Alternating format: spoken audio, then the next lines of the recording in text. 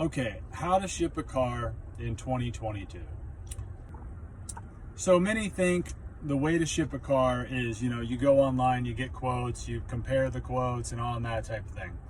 The problem with that is if you don't know how the industry works, you're really going to have a hard time separating fact from fiction.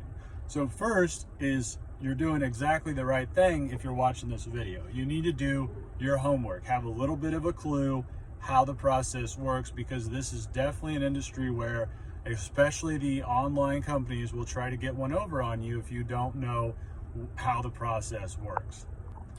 Now, in short, the way auto transport works, at least in the commercial world, is that you've got these online broker companies that you're probably coming across online, like the Montways and the Roadrunners. There are loads everywhere. Okay, there's like anywhere from like 30 to 80,000 cars a day that are just sitting on the load boards that need to be picked up, that need to be moved, and these are a collection of cars from like dealerships, manufacturers, retail individuals like yourself, auctions, Coparts, IAAs, insurance companies, businesses.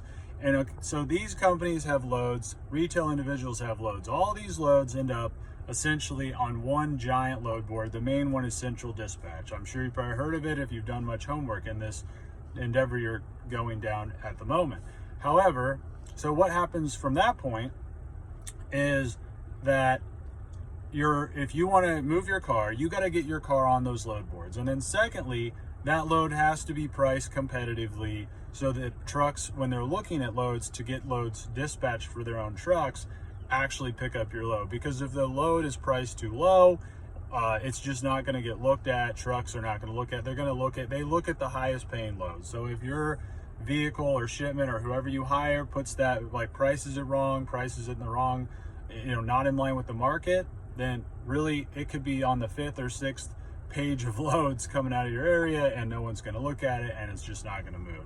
So the company has to actually know how to price the load right so that it gets moved within 1 to 3 days or so, which is about average to get loads picked up. A lot of people are probably going to say, but hey Wes, what if I want to ship my car with a trucking company or a car hauling company directly that actually operates trucks? Well, of course, that would be great, right? The problem is that trucks just don't really care that much about one car. And most trucking companies are fairly small outfits that only are operating 2 or 3 trucks, right? So if you're trying to ship a car out of Massachusetts or Florida and the company's trucks are, say, on the other side of the country, they're not going to come out to Florida for one car. I mean, that's just not how the process works. They have to string together loads in a very logical and financial fashion that makes sense for the truck so that they can actually make money, because they're not going to make money hauling one car. That's why typically, even if you call a trucking company, they're probably going to have to get it on the load boards to get that vehicle moved, because the load boards, what they're doing is essentially they pull in the nearest available trucks that are actually looking for loads on that route. That's what keeps the prices down. That's what actually allows you to ship your car quickly, efficiently, and for a pretty economical price. Versus if you call some trucker directly, like maybe you're like, hey Wes, come haul my car. Well, I'm not going to come haul your car, like drive out to Chicago, deadhead out there. I mean, you see my point? I mean, it has to be set up in a very logical fashion because you need more than one car to make money. So that's pretty much why, unfortunately, no matter where you find yourself online, even if you end up on USHIP, most people don't realize USHIP loads are not getting moved on USHIP. USHIP is basically a broker hangout. Those cars just get assigned to some broker like Montway, and then Montway has to go to central dispatch or some other commercial load board to actually get the vehicle moved. It does not get moved on USHIP. There's virtually no trucks on USHIP. I mean, like maybe 1%. It's almost all brokers, and you're paying 3 people at that point. You're actually paying USHIP, a broker, and you're going to end up paying the trucker at that point. So USHIP should never be used to ship a car. And of course, you also have to understand that when you're online shopping, none of these, quotes you see that get spit out, these are just close approximations based on the specific route, the type of vehicle that you're trying to move. These are in no way guarantees, and the more random the route is, the more likely that quote is going to be a little bit off. Like compared to like something like LA to Dallas, where probably most of your shipment calculators and even company reps can quote that pretty accurately, if they're doing, you know, a good job. But if it's something like, you know, Macon, Georgia to, you know, Fargo, North Dakota or something, I mean, that's going to be a little bit more of a random route. The best anybody can really do is give you a range, probably within $300 to $500 as to how close that might be to getting that move. And you just have to be flexible if you're trying to get the best price. Now, what I mean by flexibility is not booking a shipment way early. What flexibility means is that you've got a full working week or two is even better of just wide open availability where the car can be essentially loaded at any time. That is how best pricing is achieved. Booking it 2 months early, like an airline ticket, does not really matter in this industry because trucks don't look at loads more than, you know, honestly, a few days out, maybe a week out, but that's about it. They're not typically booking loads 8 days, 10 days, 14 days out. That's just not what the dispatchers are doing. And that's primarily because they don't even know where they're going to be until they get closer to those dates. Because they're just picking up loads in different locations and stringing together loads on a route. And until they get closer to the next drop or pick, they don't really know if they're going to be in this location or that location. So that's why they really don't book loads out that far. But by knowing how that process works as to how trucks dispatch loads, pick up loads, schedule loads, you can also spot some pretty obvious inconsistencies and bogus behavior that goes on with all these online companies, which probably the most common one is, hey, reserve this spot now, put a deposit of $300 down now to reserve this spot on a truck. Well, if you're trying to, you know, book a load for 2 weeks out or 3 weeks out or a month out, believe me, there is no truck at that point. There's no spot to reserve. There's no truck at all. They haven't even put that load on a load board, but they're going to push that as a gimmick to try to get you to book that order. The best way overall to handle the process, okay, is to understand how shipping works, right? The guarantees you see are not guarantees. The prices you see on the front end are close approximations. You have to understand those two things are most important. Scheduling airline tickets and stuff around these transport pickups, that's a big bad idea. We always tell people to avoid doing that. Trying to plan your schedule around a car arriving on an exact day, that's also a bad idea. You want to have flexibility on all these ends of it. Counting on the transporter to be there on a specific day or time, or having it picked up or dropped off on a specific day or time is a bad idea. The best anybody can do is like a 2 to 3 day window, and then whatever the average transit time from that location to where it's going, that's, you know, it could be within a couple of days of what you're thinking on the delivery. There's a lot of factors there that go into that. I mean, you got weather, you have other pickups and drops for the truck. I mean, what if the truck breaks down for a day? What if some other customer is unavailable on a day they're trying to drop a car in Dallas, and then the truck has to sit there and wait for this customer, and that delays your shipment going to like Florida? I mean, there's so many variables going on. I mean, the driver could get tired. The driver could get sick. He might have to pull over for a few hours. They also have to deal with FMCSA regulations that only allow 11 hours of driving per day. And then they have like a mandatory 10 hours off, which is still like a ridiculous rule. But they have to deal with all these regulations, and they have to go through the weigh stations when they go through different states. What if a trooper pulls them into the weigh station and says, hey, that tire has not enough tread on it. You're going to have to be out of service for 6 hours. I mean, there's so many random things that can happen.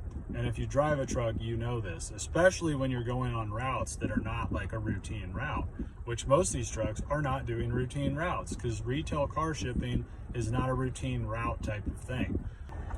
Now, when it comes to selecting a transport company, obviously we're going to vouch for our own company, Airride. You can check us out at airride.com, AIRRYD. Of course, I'm biased about that, but I think we do a pretty good job. But unfortunately, outside of our company, there are a few other decent companies. It would kind of be not within my interest to disclose them, but I can certainly tell you guys that most of the big name companies you're going to come across on Google on a paid and just a basic Google search, which I'll just name them off, like Montway, Roadrunner, Sherpa, probably Amerifreight, probably Nexus. I mean, there's the whole litany of the big names have just done crazy amounts of work to rank very high for the terms auto transport, lots of paid marketing, lots of paid sponsored links to get their rankings up. And they really all operate about the same way. Okay. I mean, Nexus, we deal with customers that have already placed orders with these companies literally every day. And the same things take place every time. It's like, well, I've been waiting 2 weeks, I haven't gotten the car picked up, or I paid $300, they won't give me my deposit back. I mean, the list goes on and on. And the whole goal of all these companies is all the same. Okay, most of them offer zero down to book your shipment, which sounds nice on the front end. Okay, but what this creates is a situation where the entire goal is that they just want to dispatch your load out as fast as possible. They're without any care for the quality of the truck, any care for the quality of who's coming to get it, or the quality of the equipment of the company that they're putting on the order. Because the way they set this up is you put in your credit card, it's zero down, and then it's just a race to get it dispatched. And then as soon as they have a dispatch to any carrier at all that texts in for this order, they charge your card the $300, the $200, the $500, and then they basically after that will just wash their hands of it and say, sorry, our end of the deal is fulfilled, we dispatched a carrier. And regardless if that carrier is garbage, has a horrible FMC rating, doesn't show up, I mean, we see this all the time where it's like, yeah, I mean, they dispatched something out, but the company never showed up, and we called back and they said, well, we already dispatched it, so our job is done with this. It's pretty terrible, pretty rotten customer service. And the way the system is set up with this zero down stuff is really not working in your favor. I mean, you still have to put in your credit card, which that's not a good feeling, because these companies will just randomly charge your card at any time, and you don't even know what they're going to charge you. It could be $300, it could be $500, it could be $400. And then yet another problem with these companies that seem to all do this also, quite frankly, on the regular, is you'll have your quote on the front end, and they won't really explain that that's just a quote. What happens is they may or may not get it moved at that price, but you're not going to find out until the car is literally already on a trailer, which I didn't even realize they were pulling this, but a lot of the companies are pulling this on the regular. So they give you a quote for $1,200. When they get it dispatched, they might take $300 out of it. Maybe they got it moved at whatever price, $900, $1,000. Maybe they got it moved to $1,100. But you're thinking you only owe $900 now. But then after the car is actually picked up, the truck or the broker will call you and say, actually, yeah, you owe $1,100, like maybe $200 more than you thought. And you never even realize, which this does happen. I mean, sometimes the price does have to go up to get a car moved, but they should at least give you the option to accept or decline that before it's on a truck. Because once it's on a truck, you're not going to get your car back until somebody pays that amount that's owed to the truck. Because they send out a contract to the trucking company for X amount, and that truck doesn't care who pays. They just know they have a contract with this car for X amount, and they're not going to unload your car until that amount is paid to them, right? And it's kind of insane that this actually keeps going on, but it does keep going on.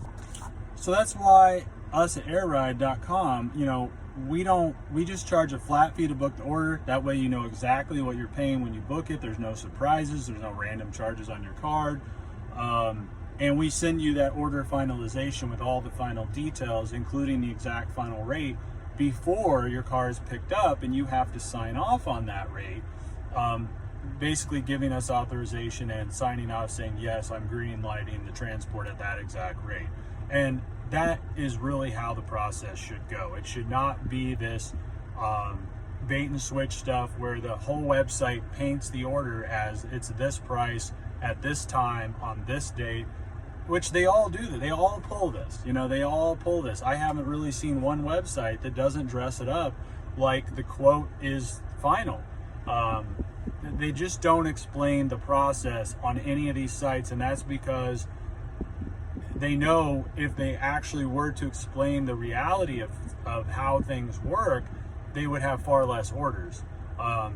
And it's just crazy how the industry just continues operating in a world of ignorance, and they keep getting away with it. Which is why the reviews are so important, not the quote you're getting. If you're getting a quote from a horribly reviewed company, I mean, that kind of speaks for itself, right? I mean, it's probably not really worth much.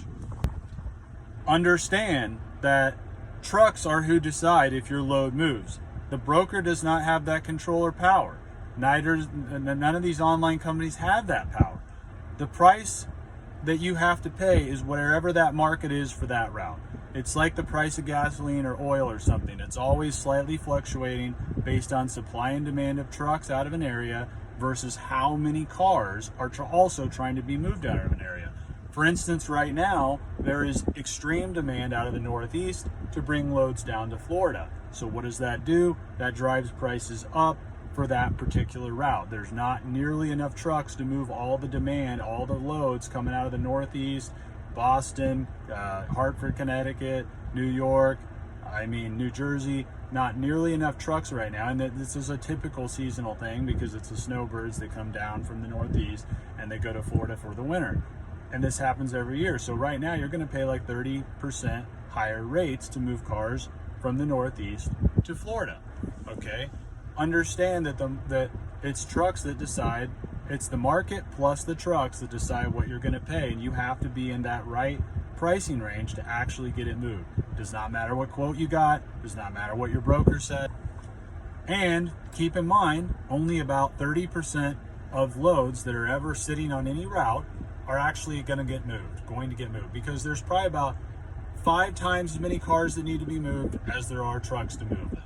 So it creates this imbalance where there's all these low paying loads sitting on the load board on like the second, third, fourth pages of the load boards, but the only cars getting moved are on that top front page with the highest paying rates. Because think about it, if you're a trucking company, you want the highest paying rates. So if you're trying to move cars out of an area, you're gonna pick up cars that are paying the most. You're not gonna be dumpster diving on the third page of the load board trying to pick up trash. Why would you? There's better paying loads sitting in the same area. So you have to understand this concept. You are competing with your neighbors to move that car to wherever you're trying to move it. Understand that quality is a factor as well.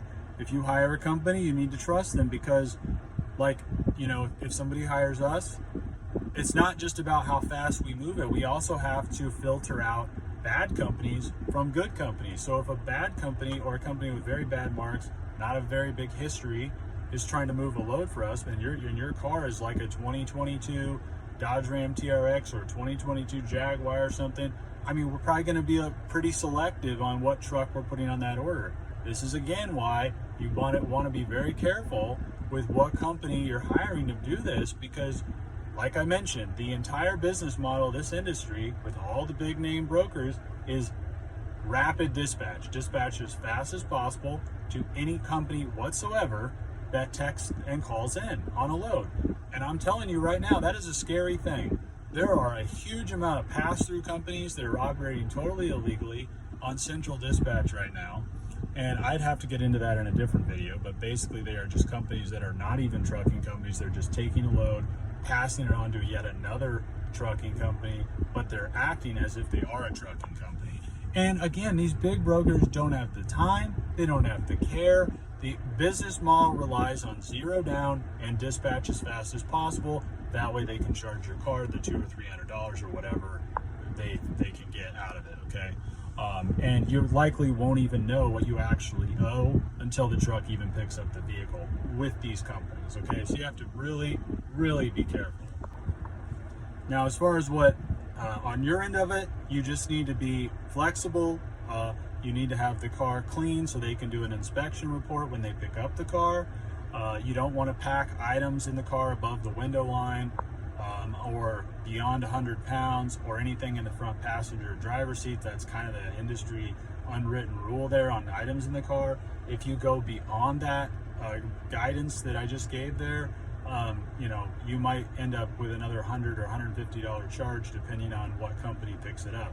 It's technically against FMCSA regulations on moving household goods versus moving motor vehicles, so that's kind of what that is. The troopers will actually harass the trucks if a car looks like it's got a whole apartment of items loaded into it. So a lot of trucks don't like that. Another thing, also be flexible with the trucks, okay? When they come to pick up the vehicle, how close they can get to your residence on pickup or drop off, this all depends largely on your particular neighborhood. So if you live in a tightly congested downtown area on a one-way street, I mean, come on, an 80-foot semi is very unlikely to drop your car off right in front of your house there. You're going to need to meet them at a Home Depot, a Walmart, an IKEA, whatever, something like that, so the truck can get in and out with no issues. And honestly, this is better for you anyway, because most of the damages that actually occur to trucks and cars, which this is an open trailer, are trucks trying to go down streets they shouldn't be on, and then a big tree branch from that street knocks out a windshield to a car. Okay? There's not any other industry in the country that asks semi trucks to come down residential streets. Just think about that, okay? When do you see semi trucks, Walmart semi trucks driving down your residential street? I mean, you don't. This is the only industry that asks semi trucks to do this. So be a little flexible with the pickups and drops. Sometimes they can get really close to you, but just help them out, okay? They have a tough enough job as it is. For a little added security, you can always verify with the trucking company the rate that you owe is the same that the broker or company you did business with is also telling you you owe. That way, you know for sure it's good. That's one way to sort of double check that, is whenever a broker tells you they have it dispatched out, you can call that trucking company. Some of them try to hide the trucking company info also, which is insane. But you can get a hold of that trucking company dispatcher or driver and verify that the rate for this load that they owe that truck on delivery is the same that the broker is telling you. So as long as those two numbers are the same, then you should be good. Don't plan your flights. Don't plan your whole life around these transports. Don't plan your transportation on the first day of your new job on a car showing up on one specific day. Just take an Uber. Just have a friend take you. You know, sometimes I don't know what to say to clients who act like if a car doesn't show up on an exact day, like there's literally no other way for them to get there. Like, you can rent a car a day, you can take an Uber, you can take a Lyft, you can have a coworker pick you up. I mean, be a little resourceful. I mean, you just have to accept the reality. Trying to believe in a fantasy that's likely not going to happen, like getting a promise from a very poorly rated company that this car is going to be there on a day you want, which they cannot in any way promise that, or even they don't even have the capacity to make that promise. So you have to realize a broker cannot even follow through on the stuff that they're feeding you. It's not up to them. It's up to the trucking company that they put on the order as to when and if this car gets picked up and dropped when you want. They have a little control over the pickup, okay, the pickup dates, and they can give the truck the request of the customer, like, hey, this car can't be delivered before this date, or it cannot be delivered after this date, and the truck will do their best to accommodate these things, and they'll accept the load based on these conditions and requests, right?